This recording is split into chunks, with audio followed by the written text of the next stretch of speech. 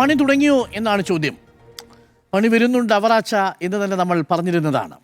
ഒന്നും മറക്കില്ല രാമ എന്നുള്ളതൊരു സിനിമാ ഡയലോഗാണ്. അത് യഥാർത്ഥത്തിൽ UDF സർക്കാരിൻ്റെ കാലത്ത് അതങ്ങനെ തന്നെ സംഭവിക്കും എന്ന് നമ്മൾ കരുതിയിരുന്നത്. കാര്യം അത്രമേൽ വ്യക്തമായിരുന്നു ആ മർദ്ദനം, അത്രമേൽ തെളിവുകളുണ്ടായിരുന്നു ആ മർദ്ദനത്തിന്. പക്ഷേ കൺമുന്നിൽ സാക്ഷികൾ ഉണ്ടായിരുന്നിട്ടും ദൃശ്യങ്ങൾ ഉണ്ടായിരുന്നിട്ടും ക്ലീൻ ചിറ്റ് കൊടുത്ത് ഒരു തെളിവുമില്ല എന്ന് കോടതിയിൽ ഒരു റിപ്പോർട്ട് കൊടുത്ത് ഊരിപ്പോകുമെന്ന് കരുതിയ കേസാണ്. ആ കേസിലാണ് ഇന്നിപ്പോൾ 5 പോലീസ് ഉദ്യോഗസ്ഥരെ പ്രതി ചേർത്തുകൊണ്ട് SIT കോടതിയിൽ റിപ്പോർട്ട് കൊടുത്തിരിക്കുന്നത്. യഥാർത്ഥത്തിൽ എന്താണെന്ന് അവിടെ സംഭവിച്ചത് നമ്മുടെ കൺമുന്നിൽ കണ്ടതല്ലേ. മുഖ്യമന്ത്രി പോയതിന് ശേഷം ലോക്കൽ പോലീസിൻ്റെ കയ്യിൽ ഈ പ്രതിഷേധിച്ച 2 ചെറുപ്പക്കാരും ശാന്തരായി നിൽക്കുന്ന സമയത്ത്, അവരൊരു തരത്തിലുള്ള അക്രമപ്രവർത്തനവും നടത്താത്ത സമയത്ത്, അവർ മുഖ്യമന്ത്രിയെയോ ആ വാഹനത്തെയോ ഏതെങ്കിലും തരത്തിൽ അപായപ്പെടുത്താൻ ശ്രമിക്കാതെ ലോക്കൽ പോലീസിൻ്റെ സംരക്ഷണയിൽ നിൽക്കുന്ന സമയത്താണ് ഈ പറയുന്ന 5 പേർ വന്ന് വലിയ മുളന്തണ്ടുമായിട്ട് ഇവരെ ഒന്നിനു പിന്നാലെ മറ്റൊന്നായി മർദ്ദിക്കുന്നത്. അതും തലയ്ക്കുമീതെയാണ് ആദ്യം ഊങ്ങുന്നത് എന്നുള്ളതാണ്. അത് നമ്മുടെ കൺമുന്നിലുണ്ട് ആ ദൃശ്യങ്ങൾ പകൽ പോലെ സ്പഷ്ടമായി നിൽക്കുകയും ചെയ്യുന്നു. അവിടെയാണ് ക്ലീൻ ചിറ്റ് കൊടുത്ത് ആ റിപ്പോർട്ട് ഒതുക്കി തീർക്കാൻ അതിന് പിന്നിൽ നടന്ന ആരുടെ ബുദ്ധിയായിരുന്നു എന്നുള്ള വിവരം കൂടി ഇന്നിപ്പോൾ റിപ്പോർട്ടിൽ പുറത്തു വരുന്നത്. ADGP അജിത് കുമാർ, ശബരിമലയിൽ ട്രാക്ടർ കയറുന്ന ADGP അജിത് കുമാർ, ഇതേപോലെ തൃശ്ശൂരിൽ പൂരം കലക്കി എന്നതിൻ്റെ ആക്ഷേപ മുന്നിൽ നിൽക്കുന്ന ADGP അജിത് കുമാർ, ദത്താത്രേയ ഹൊസബള എന്ന RSS നേതാവിനെ കാണാൻ പോയതിൻ്റെ പേരിൽ വിവാദം വാങ്ങിക്കൂട്ടിയ അജിത് കുമാർ, മുഖ്യമന്ത്രി ഉൾപ്പെട്ട ഒരു ആരോപണവുമായി ബന്ധപ്പെട്ടുകൊണ്ട് ആ ആരോപണം ഉന്നയിച്ചയാളെ മുഖ്യമന്ത്രി പോലും അറിയാതെ അയാളെ രഹസ്യമായി ഫോൺ വിളിക്കാൻ ശ്രമിച്ചത് ഒത്തുതീർപ്പാക്കാൻ ശ്രമിക്കുന്ന അജിത് കുമാർ, വിജിലൻസിൻ്റെ കേസിൻ്റെ പരിധിയിലേക്ക് വരുന്ന അജിത് കുമാർ, അയാളില്ലാത്ത ഒരു സന്ദർഭവും കേരളത്തിലില്ല എന്ന മട്ടിലാണ് കാര്യങ്ങളുടെ പോക്ക്. ഇവിടെയും രാജാവിനേക്കാൾ വലിയ രാജഭക്തി കാണിച്ച് ഈ ADGP അജിത് കുമാർ ഇടപെട്ടു എന്നതിൻ്റെ സൂചന കൂടിയാണ് ഈ റിപ്പോർട്ടിൽ വരുന്നത്. അതുകൊണ്ട് പണി തുടങ്ങിയോ എന്ന ചോദ്യത്തിന് നമ്മുടെ കൺമുന്നിൽ കണ്ട ഒരു വാസ്തവം, അത് നവകേരള യാത്രയുടെ എല്ലാവിധമായിട്ടുള്ള യശസ്സിനെയും നശിപ്പിച്ചതായിരുന്നു. ഇന്നിപ്പോൾ നവകേരള സദസ്സ് എന്ന് പറഞ്ഞു കഴിഞ്ഞാൽ ആൾക്കാർക്കൊരു കോമഡിയും ചില ആളുകൾക്ക് അതൊരു ട്രാജഡിയുമാണ്. കോമഡി ആകുന്നത് മ്യൂസിയം പീസായ ബസ്, ട്രാജഡി ആകുന്നത് ഇതുപോലെ നടത്തിയ മനുഷ്യാവകാശ ലംഘനങ്ങൾ, രക്ഷാപ്രവർത്തനം എന്ന പേരിൽ ഒരു ഭാഗത്ത് DYFI പ്രവർത്തകരും KSU യൂത്ത് കോൺഗ്രസ് പ്രവർത്തകരുമായിട്ടുള്ള സംഘടന ഒരു ഭാഗത്ത്, അവിടെ പൂച്ചട്ടി എടുത്തുകൊണ്ട് DYFI പ്രവർത്തകർ KSU പ്രവർത്തകർക്ക് പിന്നാലെ പോകുന്നത്. എന്താണ് നവകേരള സദസ്സ് എന്ന് ഗൂഗിളിൽ സെർച്ച് ചെയ്താൽ കിട്ടുന്ന ഫോട്ടോ അതാണ്. രണ്ടാമത്തേത് ഇതേ ട്രാജഡിയാണ്. അത് രക്ഷാപ്രവർത്തനം കല്യാശ്ശേരിയിൽ, ഇവിടേക്ക് വരുമ്പോൾ പോലീസിന്റെ മർദ്ദനം എന്ന മട്ടിലേക്ക് കാര്യങ്ങൾ പോകുന്നു. എത്ര മനോഹരമായ ലക്ഷ്യത്തോടു കൂടിയാണ് നവകേരള സദസ്സ് തുടങ്ങിയത്. ഒടുവിൽ അത് അവസാനിക്കുന്നത് ഒരു ഭാഗത്ത് കോമഡിയായും ഒരു ഭാഗത്ത് ട്രാജഡിയായും എന്നുള്ളതാണ് വാസ്തവം. അതിന് അങ്ങനൊരു പ്രതീതി സമ്മാനിച്ച ഉദ്യോഗസ്ഥന്മാരാണ് ഇവരെന്നുള്ളതാണ്. എന്നിട്ടും ഭരണകൂടം അവരെ സംരക്ഷിച്ചു പിടിച്ചു നിർത്തി. ഏതു ഭരണകൂടം?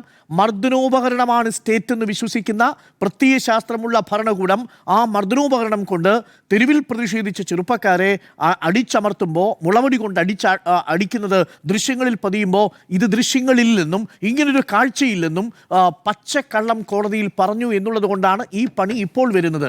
എന്തായാലും പണി വാങ്ങാൻ അനിൽ കല്ലിയൂരും അതേപോലെ സന്ദീപും അരുൺ, വിപിൻ, ഷൈജു എന്നീ പോലീസ് ഉദ്യോഗസ്ഥരും തയ്യാറായിക്കൊള്ളൂ എന്നുള്ളതാണ്. വകുപ്പ് തല നടപടി തിങ്കളാഴ്ചയോ ചൊവ്വാഴ്ചയോ ഉണ്ടാവും. ആദ്യം സസ്പെൻഷനായിരിക്കും.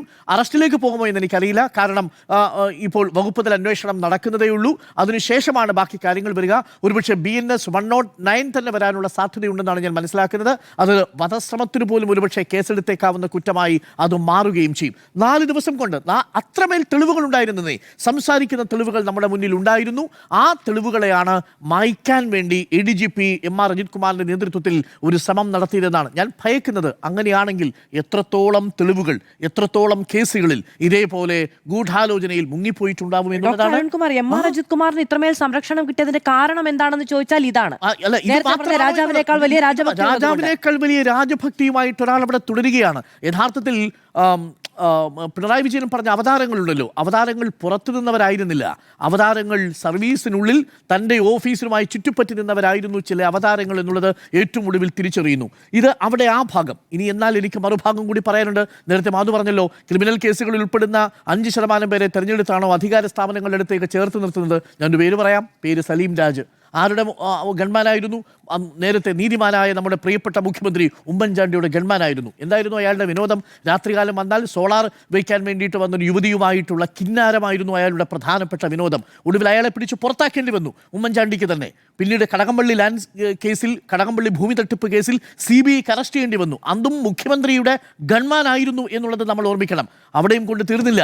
ഇന്ന് പക്ഷേ ഈ പണി കൊടുക്കുമ്പോൾ ആ പണി വൃത്തിയായിട്ട് കൊടുക്കാൻ UDF ശ്രമിച്ചു ഡോക്ടർ പറയണ്ട്. അതായത് ഞാൻ പറഞ്ഞത് മുഖ്യമന്ത്രിയുടെ ഗൺമാൻ ആകുന്ന ആളുകൾ ഇങ്ങനെ ആയിരിക്കണം എന്നുള്ളതല്ല. ഈ പോലീസിലെ 5% എന്ന് പറയുന്നത് എല്ലാ കാലത്തും ഈ തരത്തിൽ ക്രിമിനൽ വാസനയുള്ളവരാണ്. അതുകൊണ്ട് പോലീസ് ഫോഴ്സിനെ മുഴുവനായി പറയാൻ കഴിയില്ല എന്ന് പറഞ്ഞപ്പോഴാണ് ഞാൻ പറഞ്ഞത് അങ്ങനെയുള്ളവരെ തെരഞ്ഞുപിടിച്ചാണ് പറഞ്ഞത്. അത് ഏതെങ്കിലും ഒരു സർക്കാരിന്റെ കാലത്ത് മാത്രമല്ല, എല്ലാ സർക്കാരിന്റെ കാലത്തും അധികാര സ്ഥാനത്തോട് ചേർന്ന് നിൽക്കുന്നവരിൽ ഇങ്ങനെയുള്ള കറ പുരണ്ടിട്ടുണ്ട് എന്നുള്ളതാണ് ഞാൻ പറഞ്ഞത്. അവിടെയാണ് ഞാൻ സലീം രാജിന്റെ പേര് പറഞ്ഞത്. അത് ഉമ്മൻചാണ്ടി സർക്കാരിന്റെ കാലത്ത് കറ പുരണ്ട ഗൺമാനാണെന്ന കാര്യത്തിൽ എനിക്കൊരു തർക്കവുമില്ല. ഇനി രണ്ടാമത്തെ ഒരു പ്രധാനപ്പെട്ട കാര്യം, ഇത് ജനം വിശ്വസിക്കുമായിരുന്നു. ഇത്രയും ഭാഗം കൊണ്ട് UDF ചെയ്തത് ശരിയാണ് എന്ന് നമ്മൾ പറയും. എന്നാൽ മറുഭാഗത്ത് നേരത്തെ മാധു സൂചിപ്പിച്ച പ്രശ്നമുണ്ട്. 2022 ഇടുക്കിയിൽ പൈനാം എഞ്ചിനീയറിംഗ് കോളേജിൽ ധീരജ് എന്ന് പറയുന്ന ഒരു ചെറുപ്പക്കാരനെ, ഒരു വിദ്യാർത്ഥിയെ, കമ്പ്യൂട്ടർ സയൻസിന്റെ 7ാം സെമസ്റ്റർ വിദ്യാർത്ഥിയെ നിഖിൽ പൈലിയും 5 പേരും ചേർന്ന് കുത്തി കൊലപ്പെടുത്തുന്നത്. ഇതേ നിഖിൽ പൈലി തന്നെയല്ലേ താൻ കുത്തിക്കൊന്നുവെന്ന് പോലീസിനോട് സമ്മതിച്ചത്? 1ാം പ്രതിയല്ലേ നിഖിൽ പൈലി? ഇന്നത്തെ ദിവസം വന്ന വാർത്ത എന്താ? നിഖിൽ പൈലിയെ ഇടുക്കി DCC അംഗമായി നിയമിച്ചിരിക്കുന്നു CP മാത്യു എന്നുള്ളതാണ്. അപ്പോൾ ഒരു ഭാഗത്ത് പോലീസുകാർ ചെറുപ്പക്കാർക്കെതിരെ ലാത്തി വീശിയാൽ അല്ലെങ്കിൽ മുളവടി വീശിയാൽ, ആ മുളവടി വീശിയ പോലീസുകാർക്കെതിരെ വധശ്രമത്തിന് കേസെടുത്ത് പോലീസുകാരെ സസ്പെൻഡ് ചെയ്യാനുള്ള വകുപ്പ് തല നടപടിയിലേക്ക് നീങ്ങും. നല്ലത്. എന്നാൽ മറുഭാഗത്ത് 2022 ഒരു ചെറുപ്പക്കാരനെ ഒറ്റക്കുത്തിന് കൊന്ന ഒരു 1ാം പ്രതിയെ DCCയുടെ അംഗമായി അതേ പാർട്ടി തീരുമാനിക്കുകയും ചെയ്യും. ഇതെന്ത് നീതിയാണ്? ഇതാണ് ഇരട്ട നീതി എന്ന് പറയുന്നത്. ഒരു ഭാഗത്തൊരു ചെറുപ്പക്കാരനെ കുത്തിക്കൊന്ന കേസിൽ FIR ഇട്ട് 1ാം പ്രതിയായ ആളെ DCC അംഗമാക്കും. മറുഭാഗത്ത് ചെറുപ്പക്കാരനെ മുളവടി കൊണ്ട് ആക്രമിച്ച പോലീസുകാരനെ എതിരെ വകുപ്പ് തല നടപടിക്കും വധശ്രമത്തിനും കേസെടുക്കും. ഇത് നീതിയേ അല്ല എന്നുള്ളതാണ് എനിക്ക് 2ാം ഭാഗത്ത് പറയാനുള്ളത്. ആദ്യ ഭാഗത്ത് ഞാൻ പൂർണ്ണമായും ഈ കേസെടുത്ത പോലീസിനോടൊപ്പമാണെങ്കിൽ 2ാം ഭാഗത്ത് ആ നടപടിയെടുത്ത പാർട്ടിക്കൊപ്പമല്ല ഞാൻ. കാരണം അങ്ങനെ ചെയ്യുന്നത് ജനങ്ങളിൽ ഉണ്ടാക്കുന്ന സംശയം എന്താ? ഏത് സർക്കാർ അധികാരത്തിൽ വന്നാലും അവർക്ക് വേണ്ടപ്പെട്ടവരെ സംരക്ഷിച്ചു പിടിച്ചു നിർത്തും. അത് കൊലക്കേസിലെ പ്രതിയാണെങ്കിലും ശരി, അത് വധശ്രമത്തിന് ഇതേപോലെ മുളവടി വീശുന്ന പോലീസ് ഉദ്യോഗസ്ഥരാണെങ്കിലും ശരി എന്നുള്ളതാണ്. അതുകൊണ്ട് ഇത് ഒരു പണിയാണെങ്കിൽ ആ പണി മാന്യമായി ചെയ്യുക, ജനങ്ങൾ വിശ്വസിക്കുന്ന രീതിയിൽ ചെയ്യുക എന്നുള്ളതാണ്. ഇന്നത്തെ ദിവസം ഈ 2 വാർത്തകളും വരുമ്പോൾ ആദ്യം എടുത്തത് പ്രതികാര നടപടിയും രണ്ടാമതെടുത്തത് ഒരു സംരക്ഷണ നടപടിയും എന്ന മട്ടിലേക്ക് കാര്യങ്ങൾ വ്യാഖ്യാനിക്കപ്പെടും. ഡോക്ടർ, അവിടെയും ഒരു കാര്യമുണ്ട്. അതായത് ഒന്ന് പാർട്ടിയുടെ സംഘടനാകാരമാണ്, മറ്റൊന്ന് ആയിക്കോട്ടെ. പക്ഷെ നോക്കൂ, ആരാണ് ഇത്? ഈ സർക്കാരിലെ എനിക്ക് അഭിപ്രായമുണ്ട്, ഞാൻ അഭിപ്രായം പറഞ്ഞു കഴിഞ്ഞു. ഈ സർക്കാരിന്റെ പാർട്ടിയാണ് തീരുമാനിക്കുന്നത്. ഒരു പ്രതി നിൽക്കുമ്പോ, ഒരു പ്രതി അവിടെ ആയിക്കോട്ടെ. പക്ഷെ അതുകൊണ്ട് 1ാം ഒരു വധശ്രമ കേസിലെ ഞാൻ പറഞ്ഞല്ലോ. അപ്പൊ പിന്നെ അതിനെ ന്യായീകരിക്കരുത് എന്നുള്ളത് തന്നെയാണ്. ന്യായീകരിക്കാനേ കഴിയില്ല. അയാൾക്ക് എങ്ങനെയാണ് DCCയിൽ നിങ്ങൾക്ക് അംഗത്വം കൊടുക്കാൻ കഴിയുക? എന്നിട്ട് അയാൾ മുഖ്യമന്ത്രിക്കും KPCC പ്രസിഡന്റിനും ഒക്കെ അഭിവാദ്യം അർപ്പിച്ചുകൊണ്ട് ഫേസ്ബുക്ക് പോസ്റ്റ് ഇടുകയാണ്. ആരെയാണ് വെല്ലുവിളിക്കുന്നത്? ഇതേ മുഖ്യമന്ത്രിയുടെ കീഴിൽ, ഈ ആഭ്യന്തര വകുപ്പിന് കീഴിൽ നീതി കിട്ടും. അവിടെ പ്രശ്നം എന്താണെന്നറിയാമോ? ഇരുന്ന് വാങ്ങിയ രക്തസാക്ഷിത്വം എന്ന് മുൻ KPCC പ്രസിഡന്റ് സുധാകരൻ പറഞ്ഞ കേസാണ്. ഇവിടെ ഈ ധീരജിന്റെ കുടുംബത്തിന് നീതി കിട്ടുമെന്ന് നമുക്ക് പറയാൻ പറ്റുമോ? DCC അംഗമായി പ്രൊമോട്ട് ചെയ്യുകയാണ് ചെയ്യുന്നത് ആ അർത്ഥത്തിൽ. അപ്പോൾ ഒരു സംവിധാനത്തെ നിങ്ങൾ ഉപയോഗിക്കുമ്പോൾ അത് നേരാവണ്ണം ഉപയോഗിക്കുകയും ജനങ്ങളിൽ വിശ്വാസ്യത ഉണ്ടാക്കും വിധം ഉപയോഗിക്കുകയും ചെയ്യുക എന്നതാണ് ഏറ്റവും പ്രധാനപ്പെട്ട കാര്യം. ഒരു കാര്യം കൂടി പറഞ്ഞ് ഞാൻ അവസാനിപ്പിക്കാം. ഈ പണി മാത്രമല്ല കേട്ടോ, വേറൊരു പണിയും കൂടി തുടങ്ങിയിട്ടുണ്ട്. ഇപ്പോൾ പ്രധാനപ്പെട്ട ചർച്ചകൾ നടക്കുന്നതിനെ കുറിച്ച് കൂടിയാണ്. രത്തൻ ഖേൽക്കർ ഇപ്പോൾ മുഖ്യമന്ത്രിയുടെ സെക്രട്ടറി ആയിട്ട് നിയമന ഉത്തരവിൽ ഒപ്പിട്ട് കഴിഞ്ഞിരിക്കുന്നു. രത്തൻ ഖേൽക്കർ ആരാണ്? രത്തൻ ഖേൽക്കർ നമ്മുടെ ചീഫ് ഇലക്ഷൻ ഓഫീസറാണ്, ഇലക്ഷൻ കമ്മീഷന്റെ CEO ആണ്. ഈ രത്തൻ ഖേൽക്കർക്കെതിരെയാണ് BJPയുടെ സീൽ പതിഞ്ഞു ഈ ഇലക്ഷൻ കമ്മീഷന്റെ ഉത്തരവിൽ എന്ന മട്ടിലുള്ള പ്രചരണം നടന്നത്. അന്ന് കോൺഗ്രസ് ആണെങ്കിലും ശരി, CPM ആണെങ്കിലും ശരി വിമർശിച്ച ഒരു CEO ആണ്. ഈ ഉദ്യോഗസ്ഥനെ കുറിച്ച് എനിക്ക് വ്യത്യസ്ത അഭിപ്രായങ്ങളില്ല കേട്ടോ. പക്ഷേ ഒരു കാര്യമുണ്ട്, രാഹുൽ ഗാന്ധി ഇത്തരം നീക്കങ്ങളെ വിമർശിച്ചത് നമ്മുടെ തൊട്ട് മുന്നിൽ കിടക്കുകയാണ്. ബംഗാളിൽ എന്താ സംഭവിച്ചത്? ബംഗാളിൽ സുവേന്ദു അധികാരി വരുമ്പോൾ മനോജ് അഗർവാൾ എന്ന് പറയുന്ന അവിടുത്തെ ചീഫ് ഇലക്ടറൽ ഓഫീസറെ തന്റെ ചീഫ് സെക്രട്ടറി ആയിട്ട് തീരുമാനിക്കുന്നു. സുബ്രതോ റാവു എന്ന് പറയുന്ന SIR വെട്ടിനിരത്താൻ വേണ്ടി നിർദ്ദേശം നൽകിയ അവിടുത്തെ ഇലക്ടറൽ ഓഫീസറെ മുഖ്യമന്ത്രി സുവേന്ദു അധികാരി തന്റെ പ്രധാനപ്പെട്ട ഉപദേഷ്ടാവാക്കി മാറ്റുന്നു. അതങ്ങ് ബംഗാളിൽ അവിടെ സുവേന്ദു അധികാരിയോട് രാഹുൽ ഗാന്ധി പറഞ്ഞ വാചകം ഇതാണ്: ബി ജെ പിയും ഇലക്ഷൻ കമ്മീഷനും തമ്മിലുള്ള ഈ കൊള്ളച്ചന്തയിൽ വലിയ പ്രതിഫലമാണ് നിങ്ങൾക്ക് കിട്ടുന്നത് എന്നാണ്. വേർഡ് ഇങ്ങനെയാണ്: BJPയും തിരഞ്ഞെടുപ്പ് കമ്മീഷനുമായുള്ള കള്ളച്ചന്തയിൽ മോഷണം വലുതാണെങ്കിൽ പ്രതിഫലവും വലുതാണ് എന്നാണ് പറഞ്ഞത്. എന്തിനാണ് ചീഫ് ഇലക്ടറൽ ഓഫീസറെ ചീഫ് സെക്രട്ടറിയായും ഒപ്പം SIRന്റെ ഉപദേഷ്ടാവിനെ മുഖ്യമന്ത്രിയുടെ ഉപദേഷ്ടാവായും ബംഗാളിൽ നിയമിച്ചതിനെ രാഹുൽ ഗാന്ധി പറയുന്നു. എന്നാൽ കേരളത്തിൽ അതേപോലെ SIR വെട്ടിനിരത്തുകയും ഈ ഇലക്ഷൻ കമ്മീഷന്റെ ഉത്തരവിൽ BJP-യിൽ വന്നുവെന്ന് ആരോപണം നേരിടുകയും ചെയ്യുന്ന ചീഫ് ഇലക്ടറൽ ഓഫീസറെ മുഖ്യമന്ത്രിയുടെ സെക്രട്ടറിയായിട്ട് നിയമിക്കുന്നു. ചിലരൊക്കെ അതിന് ന്യായീകരണവുമായിട്ട് വരുന്നു. ടിക്കാറാം മീണെ അന്ന് ഡെപ്യൂട്ടി ചീഫ് സെക്രട്ടറി ആയിട്ട് നിയമിച്ചില്ലേ? ടിക്കാറാം മീണെ നിയമിച്ചത് ഡെപ്യൂട്ടി ചീഫ് സെക്രട്ടറി ആയിട്ടാണ്, മുഖ്യമന്ത്രിയുടെ പ്രിൻസിപ്പൽ സെക്രട്ടറി ആയിട്ടല്ല. അതിനു മുമ്പുണ്ടായിരുന്ന മാജിയെ കൃഷി വകുപ്പ് സെക്രട്ടറി ആയിട്ട് നിയമിച്ചില്ലേ?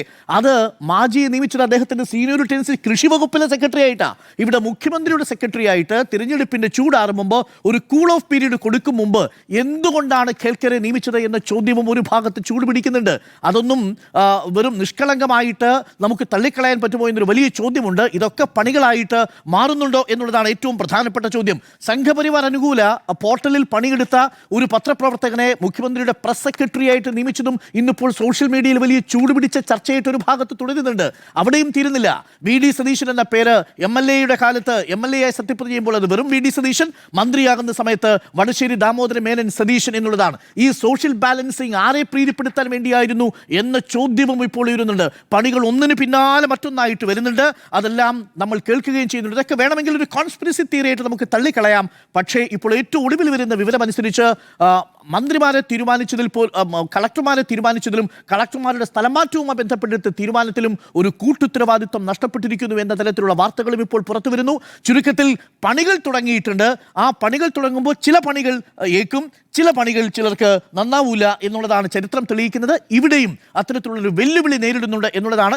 എന്തെങ്കിലും ഒരു ആത്മാർത്ഥത ഈ വിഷയത്തിൽ ഉണ്ടായിരുന്നെങ്കിൽ നിഖിൽ പൈലിയെ പോലെയുള്ള ഒരാളെ DCC അംഗമായി നിയമിച്ചുകൊണ്ട് ഇന്നത്തെ ദിവസം ഉത്തരവ് വരില്ലായിരുന്നു. മറുഭാഗത്ത് ഒരു കാരണവശാലും ന്യായീകരിക്കാനാവാത്ത വിധത്തിലുള്ള മർദ്ദനമാണ് നേരിടുന്നത്. അങ്ങനെ ഒരു വലിയ രാഷ്ട്രീയ ബോധ്യമുണ്ടെങ്കിൽ ധീരജിന്റെ മരണവുമായി ബന്ധപ്പെട്ട് തുടരന്വേഷണം പ്രഖ്യാപിക്കാം. അത് അങ്ങനെ വേണം, അങ്ങനെ വേണമല്ലോ. അതും സംഭവിച്ചിട്ടില്ല. അപ്പൊ പിന്നെ ഇത് ആരെ കളിപ്പിക്കാനാണ് എന്നുള്ളതാണ് ഏറ്റവും പ്രധാനപ്പെട്ട കാര്യം. അതുകൊണ്ട് പണി തുടങ്ങിയോ എന്ന ചോദ്യത്തിന് പണി തുടങ്ങിയിട്ടുണ്ട്. അത് രാഷ്ട്രീയ പ്രതികാര ബുദ്ധിയുള്ള ഒരു നീക്കമാകാതിരിക്കട്ടെ എന്ന് മാത്രമേ നമുക്ക് പറയാനുള്ളൂ ഈ ഘട്ടത്തിൽ.